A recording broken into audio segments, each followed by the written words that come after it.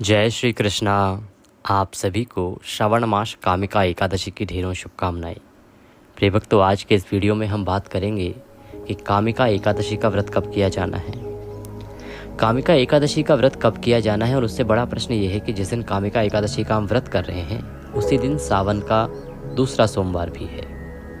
अब क्योंकि कामिका एकादशी का व्रत भी सभी सनातनी करते हैं और सावन के सोमवार का व्रत भी सभी लोग करते हैं, ऐसे में जो लोग सावन का सोमवार करना चाहते हैं और एकादशी जो करते हैं उनके बीच में असमंजस ये है कि दोनों व्रत एक साथ करें कि नहीं करें तो नियमों का पालन कैसे होगा, क्योंकि दोनों व्रत को खोलने की विधि अलग है, दोनों व्रत में जो भोजन है वो अलग हैं, दोनों व्रत की पूजा विधियां अलग हैं, दोनों में पूजन अलग अलग देवताओं का होता है और अलग अलग समय पर होता है।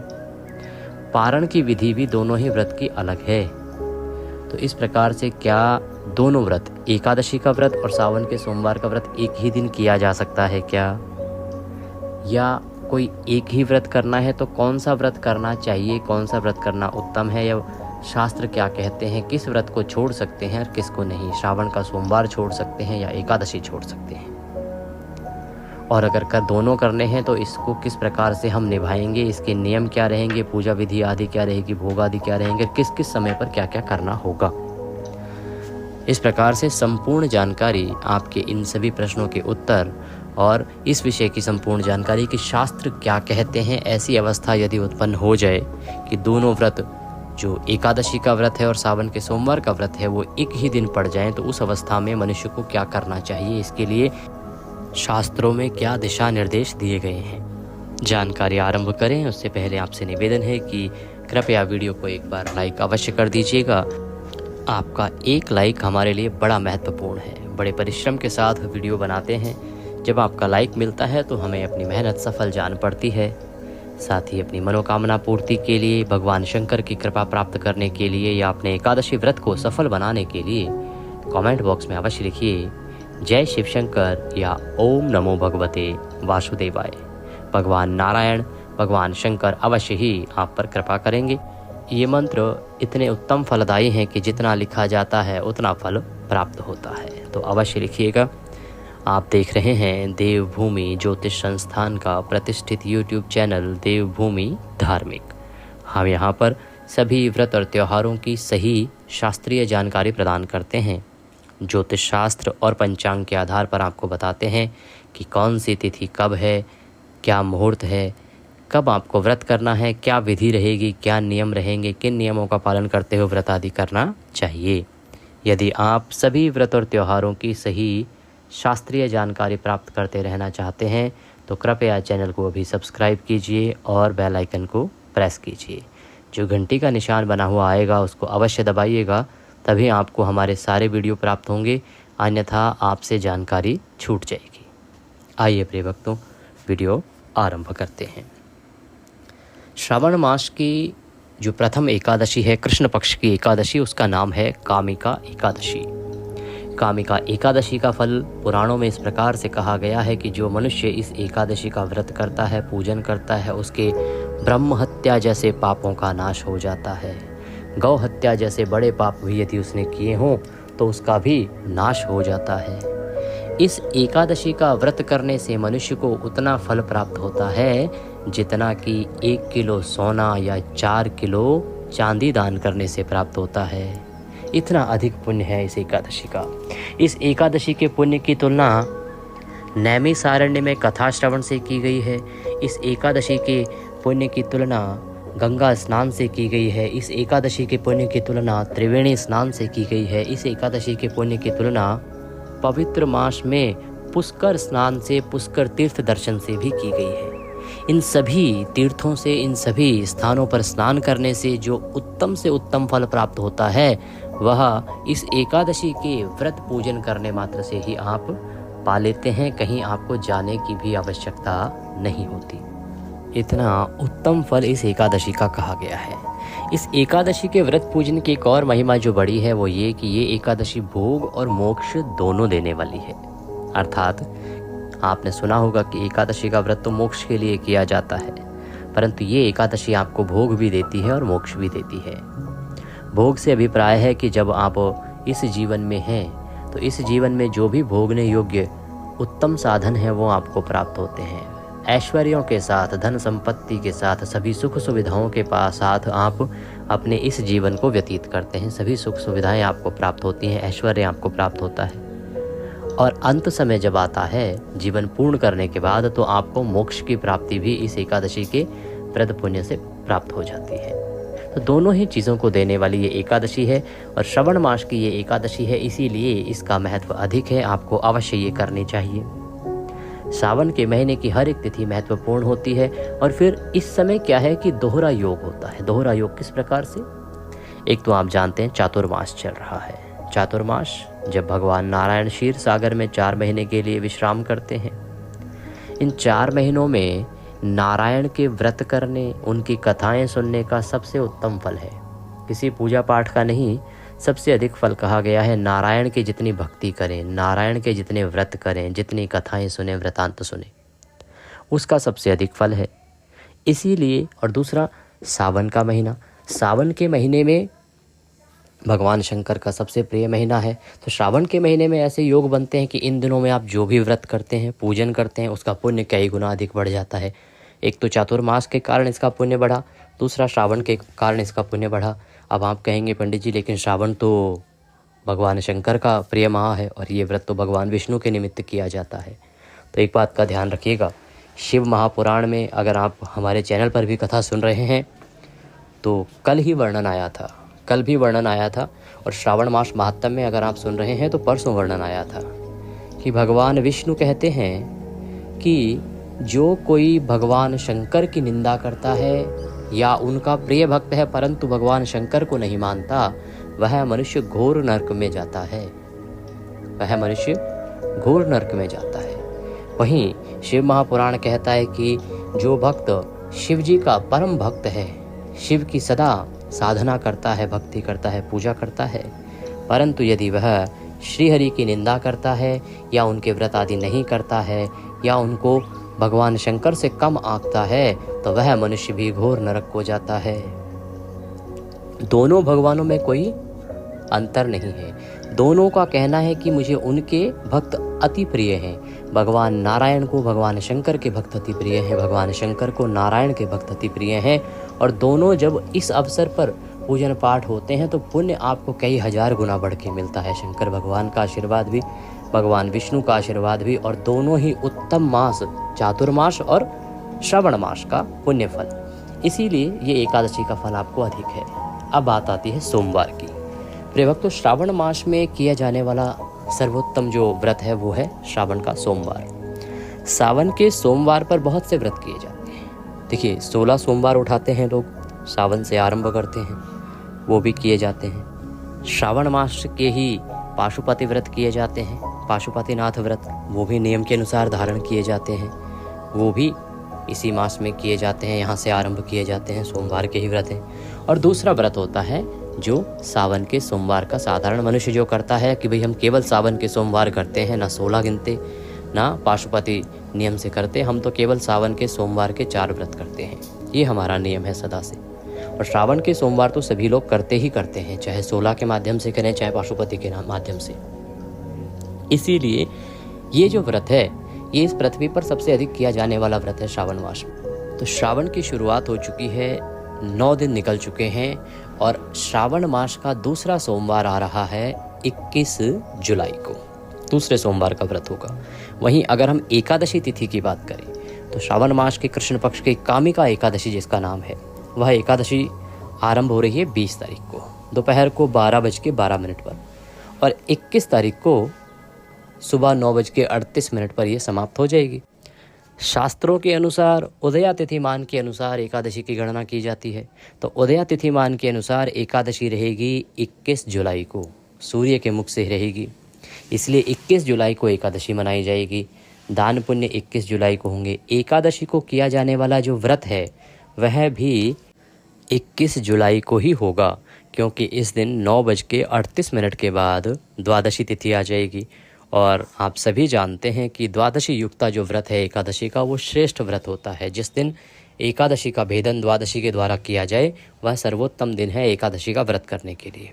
तो इसका उत्तम व्रत जो है एकादशी का वो भी 21 को ही होगा। 21 को ही सोमवार है, 21 को ही एकादशी है। अब ये अवस्था उत्पन्न हो गई है। तो अब अवस्था ये आने के बाद, क्योंकि एक भगवान शंकर का व्रत है और एक भगवान विष्णु का है, एक व्रत अगले दिन पूर्ण होता है और एक व्रत उसी दिन शाम को नक्त भोजन किया जाता है।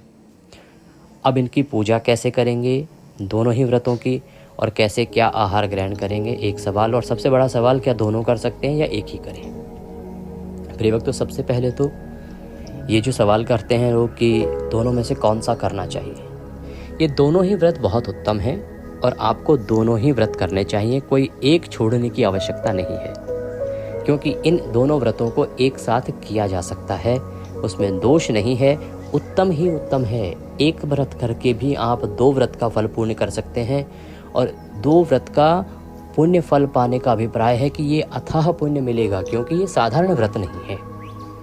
अब बात आती है कि अगर हम दोनों ही व्रत का फल एक ही दिन में पा सकते हैं व्रत करके, तो हमें कैसे करने होंगे ये दोनों व्रत, इसकी विधि क्या है, नियम क्या है, कैसे क्या खाना है, कब पूरा करना है, कब पूजन करनी है, ये जानकारी अब आपको प्रदान करते हैं। प्रिय भक्तों, 21 जुलाई को आपको सुबह सूर्योदय से पहले उठना चाहिए। दोनों ही व्रत के लिए यही विधान है, सूर्योदय से पहले उठें। नित्य कर्म से निवृत्त होने के बाद स्नान जो करेंगे, अगर संभव है तो गंगा स्नान कीजिए। एकादशी में श्रेष्ठ गंगा स्नान कहा गया है। कामिका एकादशी पर यदि आप पवित्र नदियों में स्नान करते हैं तो उसका फल बड़ा उत्तम है। जो लोग जा सकते हैं वो जाएं, जो नहीं जा सकते हैं वो घर पर भी स्नान कर सकते हैं। घर पर गंगा स्नान करने के लिए आपका जो नहाने का पात्र है जिसमें आप पानी भरते हैं, पहले उसमें गंगा जल भरिएगा, फिर शुद्ध जल भरिएगा और उससे हर हर गंगे बोलते हुए स्नान कीजिएगा। ये पवित्र स्नान आपके लिए उत्तम रहेगा। इस प्रकार से आप स्नान कीजिए। स्नान करने के बाद स्वच्छ वस्त्र धारण कीजिए। भगवान भास्कर को जल देते हैं, सूर्यदेव को जल देते हैं, तो वह जल आदि दीजिए। अब आपको जो शुरुआत करनी है वो करनी है तुलसी पूजन से। इस एकादशी पर तुलसी माता का बड़ा अधिक महत्व है। यूँ तो तुलसी आप जानते हैं भगवान नारायण को सदा प्रिय रही हैं, परंतु इस एकादशी पर उसका फल अधिक कहा गया है। तो आप तुलसी पूजन कीजिएगा। आपके घर में माता तुलसी का पौधा गमला होगा, आप तुलसी पूजन कीजिएगा। तुलसी पूजन के लिए माता तुलसी को पहले अर्घ्य अर्पित कीजिएगा, अर्थात जल दीजिएगा।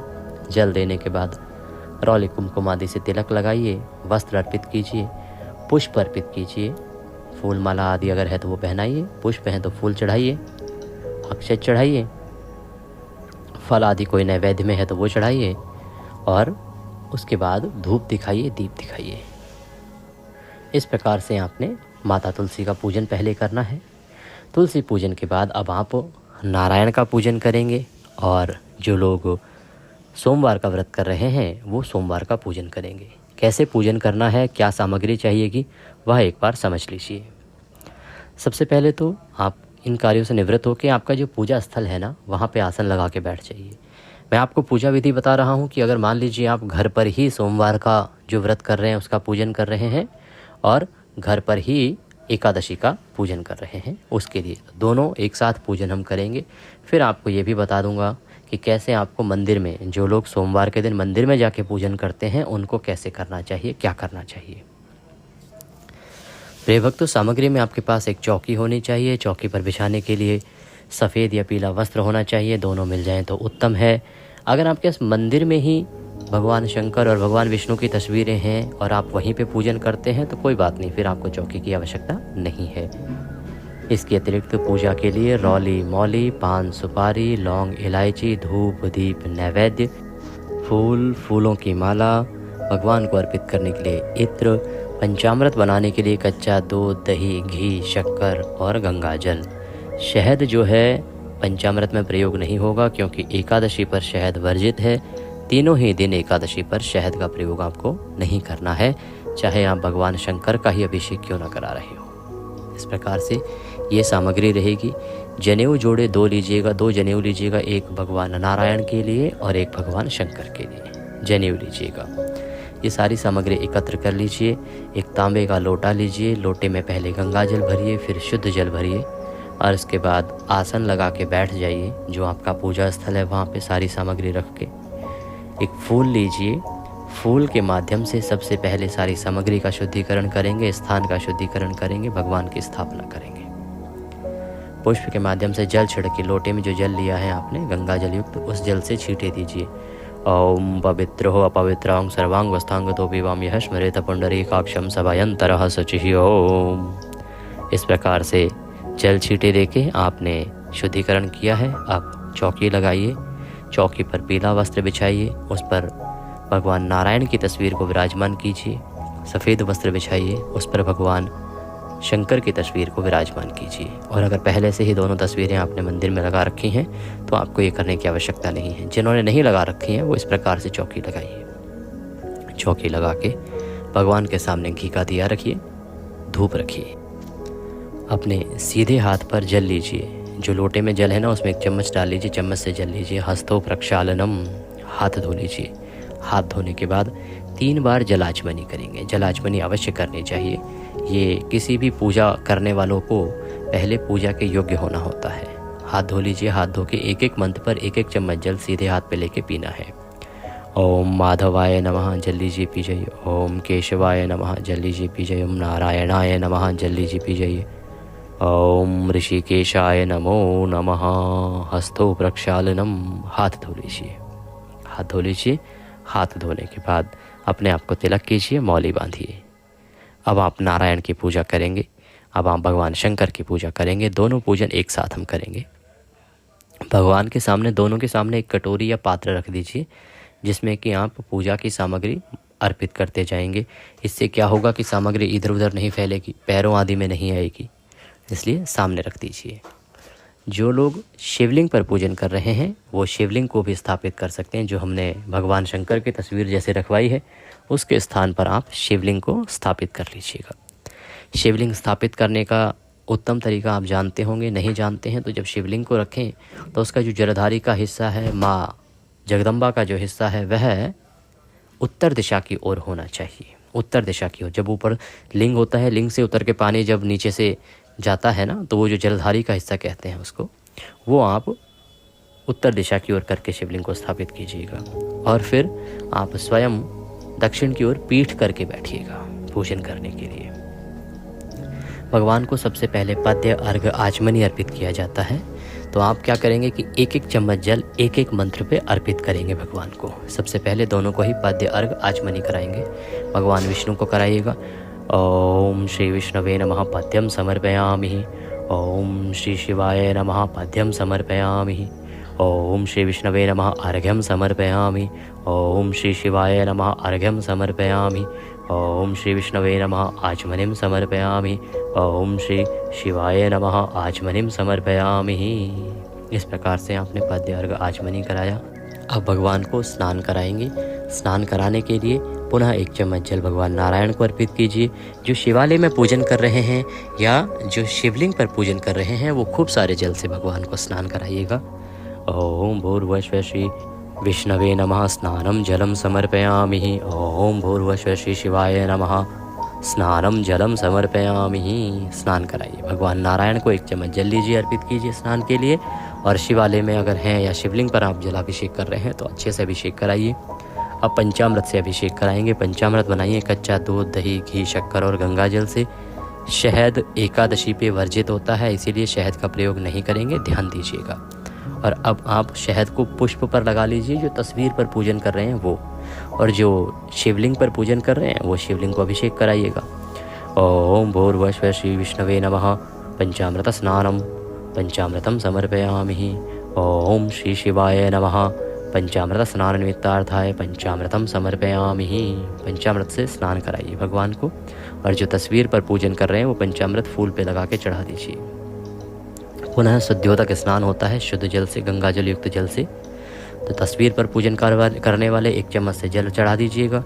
और जो पूजन कर रहे हैं लिंग पर, शिवलिंग पर, वो अच्छे से भगवान को अच्छे से नहलाइए। पंचामृत पूरा साफ कर दीजिए। ओम भूर्भुवस्सुः श्री विष्णवे नमः शुद्धियोदक स्नान निमित्तार्थाय शुद्ध जलम समर्पयामि। शुद्ध जल से स्नान कराइए। ओम भूर्भुवस्सुः श्री शिवाय नमः शुद्धियोदक स्नान निमित्तार्थाय शुद्ध जलम समर्पयामि। शुद्ध जल अर्पित कीजिए भगवान को। अच्छे से स्नान करा के अब भगवान को आप सबसे पहले जनेऊ अर्पित करेंगे। जनेऊ लीजिए, जनेऊ को रौले कुमकुम आदि का तिलक कर लीजिए और दोनों को ही एक साथ अर्पित कर दीजिएगा। हम एक ही मंत्र में बोलते हैं। ओम भूर्भुवः स्वः श्री विष्णवे श्री शिवाय नमः। यज्ञोपवीतं समर्पयामि। वस्त्र अर्पित कीजिए। वस्त्र के रूप में मौली का टुकड़ा तोड़िएगा और वह अर्पित कीजिएगा।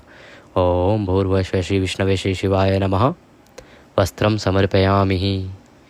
वस्त्र अर्पित करने के बाद भगवान को तिलक कीजिए। रौली कुमकुम आदि से तिलक कीजिए। भगवान शंकर को चंदन से त्रिपुंड बनाइए। ओम भूर्भुवः स्वः श्री शिवाय नमः श्री विष्णवे नमः। तिलकम समर्पयामि। इत्र लगाइए। इत्र को फूल पर लगा लीजिए और फूल अर्पित कर दीजिए। ओम भूर्भुवः स्वः श्री विष्णवे नमः श्री शिवाय नमः। इत्रम समर्पयामि। इत्र चढ़ा दीजिए। इत्र अर्पित करने के बाद अब नारायण को और भगवान शंकर को आप पुष्प अर्पित करेंगे। फूलों की माला है तो माला पहनाएंगे। ओम भूर्भुवः स्वः श्री विष्णवे नमः श्री शिवाय नमः। पुष्पम समर्पयामि। पुष्प अर्पित कीजिए। पुष्प अर्पित करने के बाद भगवान को धूप दिखाएंगे और दीप दिखाएंगे। ओम भूर्भुवः स्वः श्री शिवाय नमः श्री विष्णवे नमः। धूपम दर्शयामि। ओम भूर्भुवः स्वः श्री शिवाय नमः श्री विष्णवे नमः। दीपम दर्शयामि। अब आप कहेंगे पंडित जी धूप दीप जलाने कब है? आरंभ में जब हमने हस्तों प्रक्षालन किया, अपने आप को तिलक किया ना और भगवान का पूजन आरंभ करने लगे, उसी समय आपने दीपक प्रज्वलित करना है। अभी हमने आपको संकल्प भी नहीं बताया है, संकल्प भी हम आपको अंत में बताएंगे। तो उसी समय आपने धूप और दीप प्रज्वलित करने हैं, फिर पूजन आरंभ करना है। तो भगवान को धूप दिखाइए, दीप दिखाइए। अब नैवेद्य लीजिए। नैवेद्य के रूप में आपके पास फल है तो फल चढ़ाइएगा, मिठाई है तो मिठाई चढ़ाइएगा, या ना हो तो आप मिश्री ले लीजिएगा, मिश्री अर्पित कर दीजिएगा। ओम भूर्भुवः स्वः श्री विष्णवे नमः श्री शिवाय नमः। नैवेद्यम समर्पयामि। नैवेद्य अर्पित कीजिए। अब भगवान को जलाचमनी कराइए। ओम भूर्भुवः स्वः श्री विष्णवे नमः श्री शिवाय नमः। जलाचमनिम समर्पयामि। भोजन के बाद की जो जलाचमनी है वो आपने कराई है। भगवान को तांबूल अर्पित करेंगे। पान का पत्ता लीजिए, उसमें 2 लौंग, 2 इलायची और 1 सुपारी रखिए और वह अर्पित कीजिए, दोनों को एक एक बीड़ा बांध का। ओम भूर्भुवः स्वः श्री विष्णवे नमः श्री शिवाय नमः। तांबूलम समर्पयामि। तांबूलम पूंगी फलम शुभ दक्षिणायाम शुभदो वरदो भवः। दक्षिणा में जो भी अर्पित करना चाहते हैं वह दक्षिणा लीजिए। भगवान को दक्षिणा अर्पित कर दीजिए। हाथ जोड़ के भगवान को नमन कीजिए। हाथ जोड़ के प्रणाम कीजिए, दंडवत प्रणाम कीजिए। जो पुरुष हैं वो दंडवत प्रणाम करेंगे। प्रणाम करने के बाद ये आपका पूजन पूर्ण होता है। ना बताएं आपको कि आरंभ में जब आपने अपने आप को तिलक आदि किया ना, उसके बाद दिया जलाना है, धूप जलानी है, फिर आपने करना है व्रत पूजन का संकल्प। वो कैसे करना है उसको आप सुन लीजिए एक बार। अपने सीधे हाथ में जल लीजिएगा। 1 रुपये का सिक्का दक्षिणा के रूप में कम से कम रखिएगा। 3 बार बोलिए ओम श्री विष्णु, ओम श्री विष्णु, ओम श्री विष्णु। अपना नाम, गोत्र, जिस स्थान पर बैठकर संकल्प कर रहे हैं वहाँ का मकान नंबर, क्षेत्र का नाम, शहर का नाम, श्रवण मासे कृष्ण पक्षे सोमवासरे एकादश्यायाम पुण्यतिथियो आयु आरोग्यता प्राप्त्यार्थाय सुख संपत्ति प्राप्त्यार्थाय भगवान शंकर भगवान विष्णु प्रसन्नार्थाय सोमवार एकादशी व्रत पूजन संकल्पम संकरिष्ये। और वह संकल्प भगवान के चरणों में अर्पित कर दीजिएगा। फिर पूजन कीजिएगा जो विधि बताई है उससे। और पूजन करने के बाद कथा सुनिएगा। पहले एकादशी की कथा सुनिएगा, विष्णु सहस्त्र नाम का श्रवण कीजिएगा और साथ में सोमवार, श्रावण सोमवार व्रत कथा सुनिएगा। तीनों ही वीडियो आपको हमारे चैनल पर मिल जाएंगे। इस बार आपके लिए एक विशेष काम कर रहे हैं हम कि एक ही वीडियो में पहले एकादशी की कथा, फिर विष्णु सहस्त्र नाम और साथ में सोमवार की व्रत कथा, ये तीनों एक ही वीडियो में आपको मिल जाएंगे। इसीलिए अगर चैनल पर नए हैं तो चैनल को सब्सक्राइब कर लीजिए, जिससे कि आपको सही कथा भी सुनने को मिल जाए और सही प्रकार से आपका व्रत पूर्ण हो जाए। कथा आदि सुनने के बाद भगवान की आरती कीजिए। नियमों के अनुसार दिन को व्यतीत कीजिए। ब्रह्मचर्य आपको धारण करके रखना है। सायंकाल को कीर्तन की बड़ी महिमा है, तो कीर्तन के लिए जा सकें तो उत्तम है, ना जा सकें तो आप घर पर ही विष्णु सहस्त्र नाम, नारायण रक्षा कवच, शिव सहस्त्र नाम, इनको सुन लीजिएगा। ये सुनने से आपको कीर्तन का पुण्य फल प्राप्त हो जाएगा। तीनों ही वीडियो आपको हमारे चैनल पर एकादशी के दिन उपलब्ध होंगे, अपलोड किए जाएंगे। आप उनको अवश्य सुनिएगा, इससे आपको कीर्तन का फल प्राप्त हो जाएगा। बात करते हैं अब आहार की कि कैसे व्रत खोलना है, कौन सा व्रत कब खोलना है। प्रिय भक्तों, जो सोमवार का व्रत खोला जाता है उसमें मीठा भोजन किया जाता है। मुख्यतः पुराण में यही वर्णन है और ये किया जाता है नक्त व्रत। नक्त व्रत का अभिप्राय है सूर्यास्त के 1.25 घंटे बाद आपको भोजन ग्रहण करना चाहिए। एकादशी का जो व्रत है उसमें फलहार किया जाता है, अन्न ग्रहण नहीं किया जाता है। इसमें आप सेंधा नमक और काली मिर्च का प्रयोग कर सकते हैं, इसमें अलाउ होता है। परंतु जो सोमवार व्रत है उसमें मुख्य रूप से मीठा ही भोजन किया जाता है। तो इसमें आप क्या करेंगे कि इस दिन केवल मीठा भोजन कीजिए, क्योंकि एकादशी का जो व्रत है ना, उसमें तो आप दोनों ही खा सकते हैं। आप चाहे सेंधा नमक काली मिर्च खा सकते हैं, आप चाहे केवल फल खा सकते हैं, आप चाहे तो मीठा भोजन कर सकते हैं, पर मीठे भोजन में अन्न नहीं खाएंगे, ये ध्यान रखिएगा। अन्न नहीं खाएंगे। सोमवार के व्रत में अन्न खा लेते हैं, एकादशी में नहीं। तो क्या ऑप्शन है आपके पास? आप सामक की खीर बना लीजिए। सामक की खीर के अतिरिक्त आप आलू का हलवा बना लीजिए।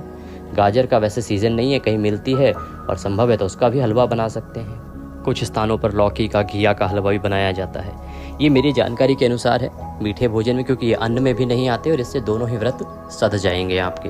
अगर आपकी जानकारी में कुछ और हैं, क्योंकि हमारी बहुत सी माताएं बहनें हैं, उनको और कुकिंग अच्छे से आती है, तो कुछ और आहार भी ऐसा हो जो अन्न में ना आता हो, तो आप उसको मीठे के रूप में इस दिन खा लीजिएगा। इससे क्या होगा कि आपके दोनों व्रत सध जाएंगे। अब आहार को ग्रहण करने का नियम है। एकादशी में तो सायंकाल को खाया जा सकता है, परंतु जो सोमवार का व्रत है ना, उसमें आहार आपको खाना चाहिए रात्रि को, जब सूर्यास्त शाम को हो जाए उसके 1.25 घंटे बाद, क्योंकि ये नक्त व्रत कहा गया है शास्त्रों में। तो आप उसके अनुसार ही ये आहार ग्रहण कीजिएगा। इससे आपका पूजन भी हो गया एकादशी का। आपने आहार भी दोनों व्रतों के अनुसार ले लिया, क्योंकि फल आहार कहा गया है एकादशी में, और फलाहार आप सोम व्रत में भी कर सकते हैं, कोई दोष नहीं है। ध्यान दीजिएगा कि जो माताएं बहनें 16 सोमवार कर रही हैं, या जो माताएं बहनें पाशुपति व्रत कर रही हैं, उनको सायंकाल को भगवान शंकर की पूजा करनी होती है और वहाँ पर मीठे का भोग निकालना होता है। तो आप उसके अनुसार सायंकाल की पूजा भी कीजिएगा भगवान की, भगवान महादेव की पूजा। जैसे हमने सुबह की है, सायंकाल को भी आप भगवान को केवल जल चढ़ा के और भोग आदि लगा के भी अपना पूजन पूर्ण कर सकती है।